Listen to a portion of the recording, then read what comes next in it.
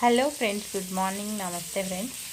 ఇక్కడ నేను బాయిల్డ్ ఎగ్స్తో ఒక రెసిపీ ట్రై చేశాను. చూడండి, ఇక్కడ నేను ఎగ్స్ని బాయిల్ చేసి ఇలా హాఫ్ కట్ చేసి ప్యాన్లో ఆయిల్ తీసుకొని ఉప్పు నూనె వేసి ఈ ఎగ్స్ని ఫ్రై చేస్తున్నాను.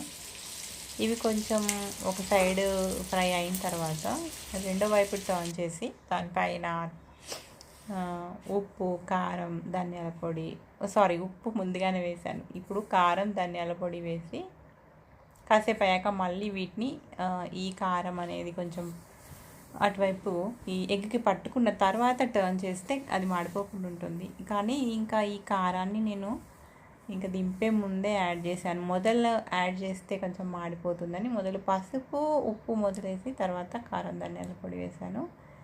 ఇలా కాసేపు ఫ్రై అయిన తర్వాత దింపేసుకోవడమే. ఇంకా దీంట్లో మనం ఏమీ వేసుకోవాల్సిన అవసరం లేదు. కొత్తిమీర కానీ ఏదైనా ఇష్టం, ఇంకా అది వేసుకుంటే వేసుకోవచ్చు. బట్ ఇట్లాగే బాగుంటాయి.